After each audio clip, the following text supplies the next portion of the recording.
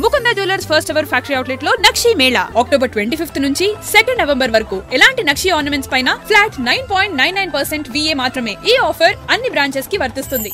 ఇది బస్సు కాదు, శకలాలు. నిత్యము వేలాది మంది ప్రయాణిస్తూ ఉంటారు ఈ ఆర్టీసీ బస్సులో.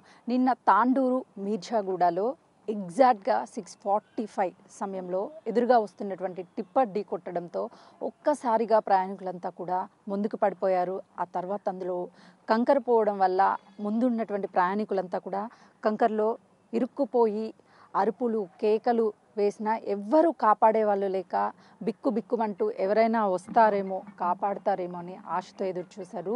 బస్సు ఫ్రంట్ సైడ్ భాగమంతా నుజ్జు అయిపోయింది. డ్రైవర్ ఎక్కడైతే కూర్చుంటాడో ఆ పార్ట్లోనే ఎగ్జాక్ట్గా టిప్పర్ అంతా ముందుకు దూసుకొచ్చింది. లోపల ఉన్నటువంటి ప్రయాణికులు రెప్పపాటు క్షణం అంటే కనురెప్ప వేసే లోపే ఆ ప్రయాణికులంతా కూడా నుజ్జు అయిపోయారు. ఈ సీట్స్ మొత్తం ఇక్కడ డ్రైవర్ కూర్చున్నటువంటి భాగము కనీసం మనకి ఆనవాళ్ళు కూడా కనిపించడం లేదు. మొత్తం నుజ్జు అయిపోయింది.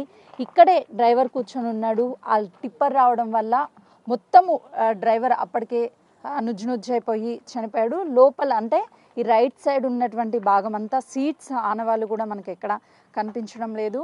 పైకప్ అంతా కూడా నుజ్జు అయిపోయింది. లోపల ఎవరైతే లెఫ్ట్ సైడ్ ఉన్నటువంటి ప్రయాణికులు ఉన్నారో వాళ్ళకి కొంతమేరకు చిన్న ఇంజూరీస్ అయ్యాయి. కానీ ఆ టైంలో కంకర్ అంతా వాళ్ళ షోల్డర్ వరకు వెళ్ళిపోయింది. వాళ్ళు ఆ కంకర్ని చేతులతో అంటే ఇక్కడ కూర్చున్నప్పుడు సీట్ ఈ హైట్ ఉంటుంది, వాళ్ళు సీట్ మీద కూర్చున్నప్పుడు ఇంత హైట్ వరకు ఉంటుంది. ఇక్కడ వరకు కంకర పోయింది అని అంటే ఆ చేతులు కూడా కనీసం మనం కింద నుంచి కంకర తీయాలి అంటే 2 చేతుల నుంచి తీసినా కూడా ఆ లోపల అవయవాలంతా కూడా ఆ ప్రెజర్కి దెబ్బతింటాయి. వాళ్ళు విపరీతంగా కేకలు వేశారు, ఎవరైనా కాపాడతారేమో అని చెప్పేసి. అప్పటికే అటువైపు వెళ్తున్నటువంటి పోలీసులు అక్కడికి చేరుకొని వెంటనే ఆ కంకర్ని తొలగించడం, జేసీబీని తీసుకొని ఇవి అన్నీ కూడా చకచకా అయిపోయాయి.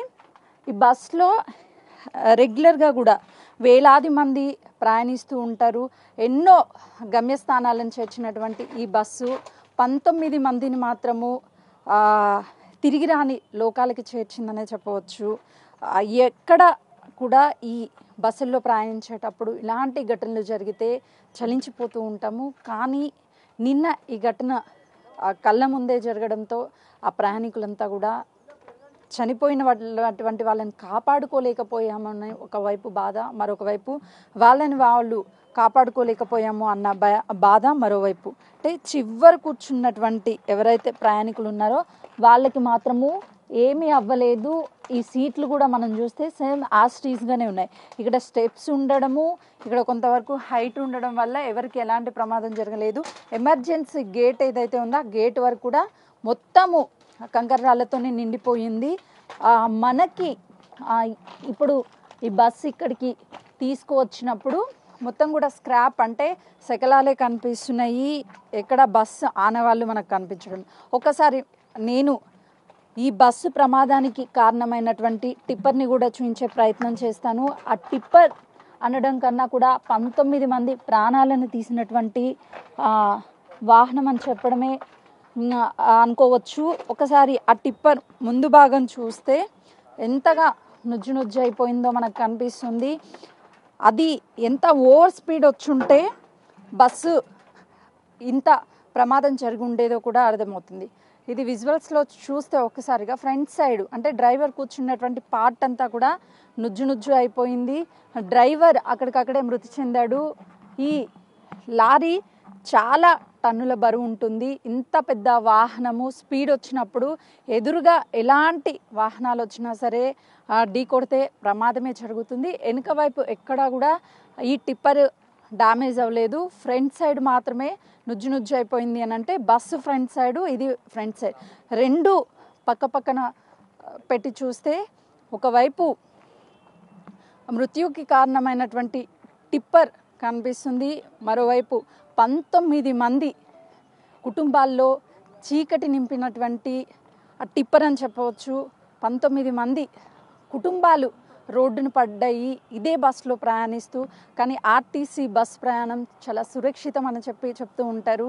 కానీ నిన్న జరిగినటువంటి ఘటనతో మనం స్పీడ్గా వెళ్ళినా ఎదుటి వాళ్ళు స్పీడ్గా వచ్చినా ప్రమాదం ఖచ్చితంగా జరుగుతుంది. అందుకే ప్రయాణించేటప్పుడు స్పీడ్ లిమిట్ ఎంత ఉంది, ఆ దారులు ఏ విధంగా ఉన్నాయి, వీటన్నిటిని పరిశీలించుకొని చాలా ప్రయాణికులని దృష్టిలో ఉంచుకొని బస్సులను కానీ లేకపోతే వాహనాలను కానీ నడిపితే ఇలాంటి ప్రమాదం జరగదు అని చెప్తున్నారు.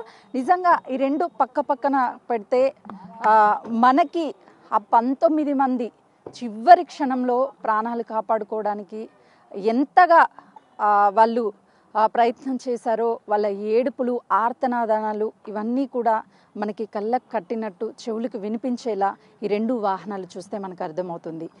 ఈ విధంగా తుక్కుగా అయిపోయాయి అని అంటే ఇక అందులో ఉన్నటువంటి ఆ మనుషులు అంటే ప్రయాణికులు ఏ విధంగా అయిపోయి ఉంటారో కూడా మనకు అర్థమవుతుంది. ఇలాంటి ఘటనలు జరగకుండా ఉండాలి అంటే ప్రతి ఒక్కరూ కూడా పెద్ద కొటేషన్స్ రాస్తూ ఉంటాము వాహనాల మీద, వేగం కన్నా ప్రాణం మిన్నానని చెప్పేసి. ఇలాంటివి పాటిస్తే ఇలాంటి ఘటనలు జరగవనే చెప్పవచ్చు. కెమెరామెన్ సంతోష్తో సుజాత, చెవెళ్ళ పోలీస్ స్టేషన్.